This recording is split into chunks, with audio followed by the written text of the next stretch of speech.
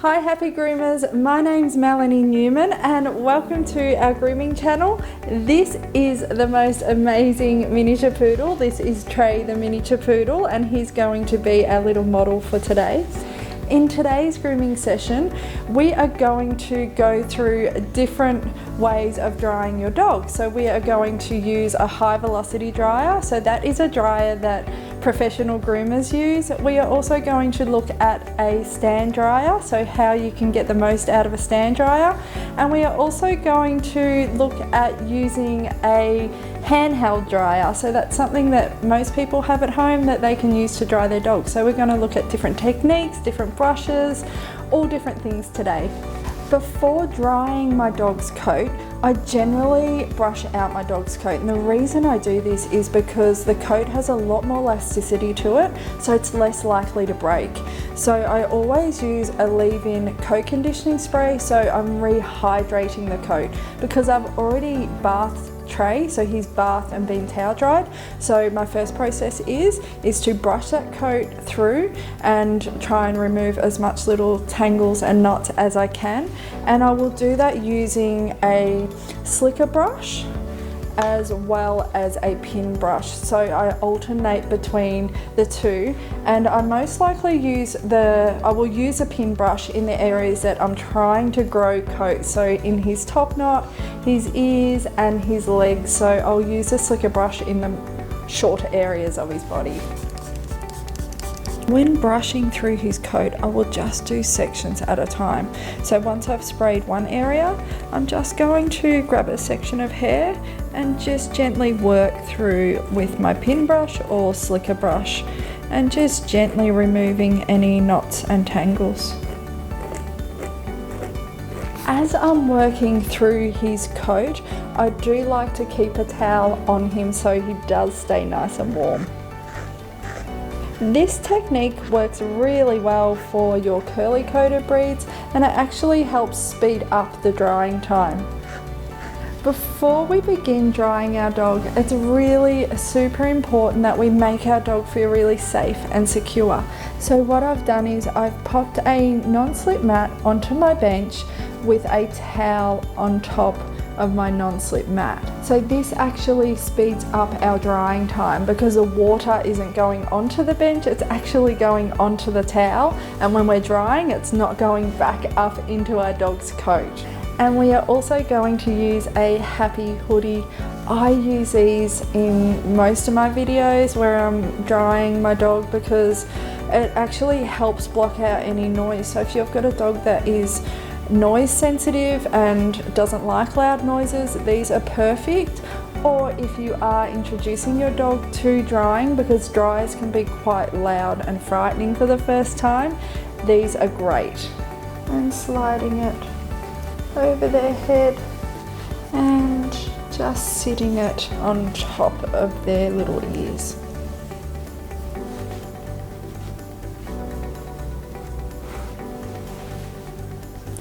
When we are introducing our dog to a high velocity dryer or even a handheld dryer, it is so important to take the motions slowly and letting your dog hear the sounds before your dog is actually on the table can really help your dog adjust and be conditioned to that particular sound, instead of just putting it on him and expecting him to know what it is. We need to actually teach him that it's a sound he can be comfortable with. I will always use a dryer that has a variable speed, so I can turn the dryer up high if I need to or down low.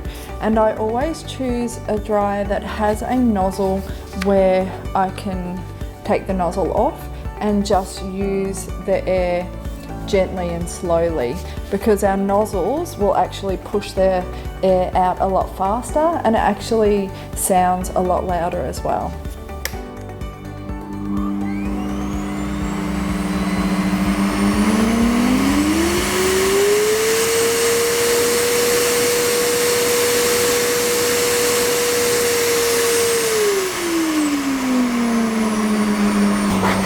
It's important when we first start start drying our dog that we start at our rear end first and then work our way up towards our dog's head. Once you feel that your dog is more confident with the sound of the dryer, then you can just slowly turn it up.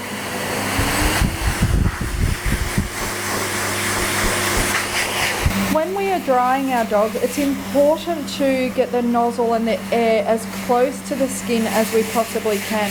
So this will help separate the coat and it will help dry the skin and dry the outer coat. And constantly moving the dryer around, either in back and forth or in circular motions.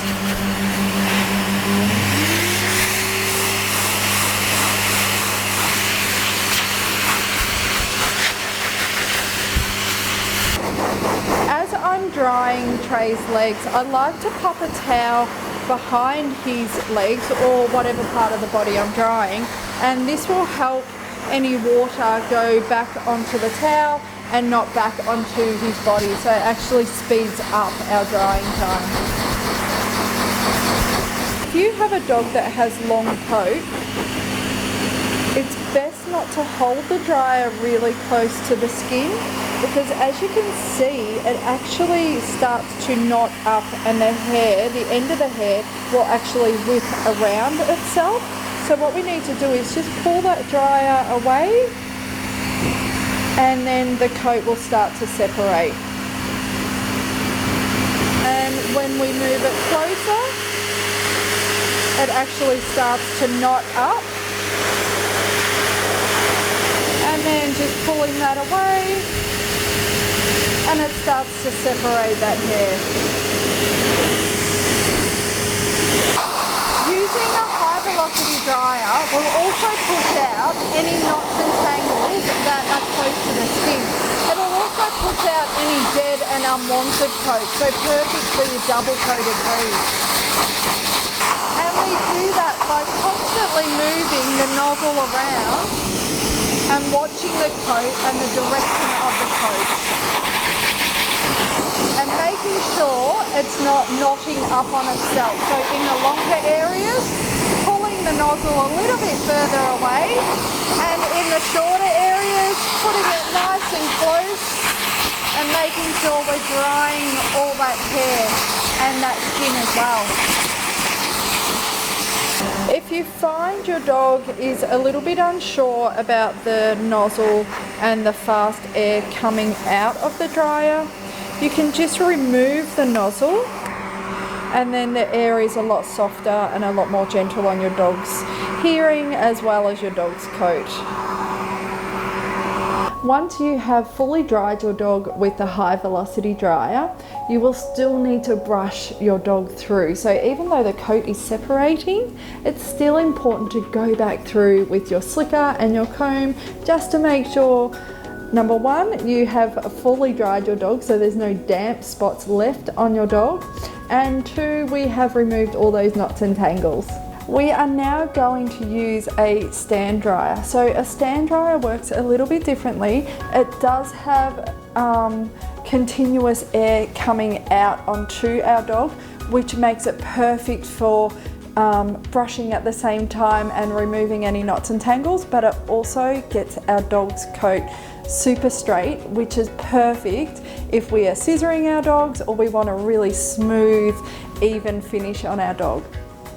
This dryer only has one speed, so we can just turn that on, but it has two heat settings. So once I turn that on, I can then turn off one of the heats or turn them both on. Once I've turned on my stand dryer, I'm just going to direct the air for the area that I want to comb at the same time. So it is his front legs. He's not very good with his front legs being brushed. He doesn't really like it. But I'm just gently going to brush at the same time of drying, and it's just a gentle motion. Using a stand dryer will not only help remove knots, it actually helps get volume into the coat. And I like to brush both ways, so brushing downwards as well as upwards. And you can see how it's separating the coat and straightening the coat at the same time.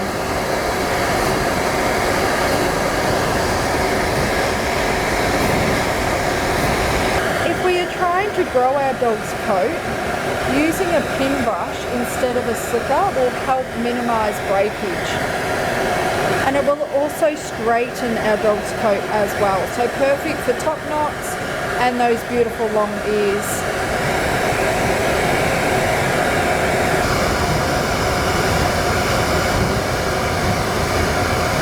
I prefer to use a stand dryer after I fully dry my dogs with a high velocity dryer, because a stand dryer not only gets their coat really super straight, so I'm going to get the best finish I possibly can when I scissor or clip my dogs, but it also helps give my dog's coat volume and also removes any knots and tangles. Using a handheld dryer is fantastic, not only because most households have one, because they are really gentle and not as loud as a stand dryer or a high velocity dryer. They're perfect for introducing your new puppy or an older pet to drying. The technique we are going to use for our handheld dryer is the same technique we use for the stand dryer. So what we need to do is brush the coat at the same time. We can dry the coat, you know, like we would our own hair, but it's not going to straighten the coat, and the coat is going to have a lot more curl in it, and it's going to be harder to remove the knots after we finish drying our dog. I like my dryer to be up a little bit higher, so what I've done is I've folded up a towel and popped the dryer on top of the towel, so then the heat and the air is directed to the area that I'm going to brush out on my dog.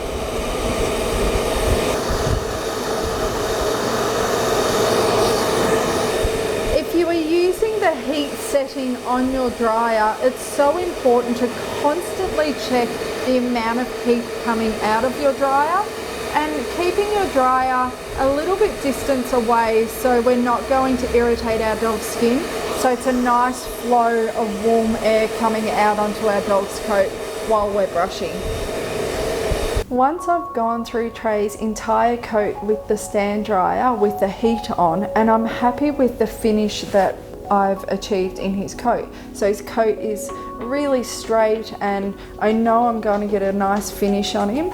I'm then going to go through and do the same process with the air on a cool setting. So what the cold air does is actually sets his coat so it's actually going to stay straighter longer, and it'll give me a chance to really get a really nice finish on him. Using the warm air, cool air technique when drying your dog works really well if you want to achieve a really super smooth finish around your dog's head, especially those really sweet donut type muzzles where you want the coat really super straight. If you find that you're not getting that straight finish, then re-wet that hair and then use that drying technique and really set that coat with a fine tooth comb and nice cool air. So Trey's coat is completely dry and he has no dampness anywhere. If you feel like your dog has damp parts on him, it actually means that you haven't dried the coat properly. So you'll need to re-dry those areas. If you do leave wet parts in your dog, it can actually cause little skin infections, irritations, and hot spots in your dog's coat. So it's so super important to dry your dog correctly. If you guys have any questions, please pop them in the comments below and Trey and I will get back to you. We will also pop in the comments below the equipment we have used, so then you guys can access that as well. And until next time, happy home grooming, and if you would like more tips, please subscribe to our channel.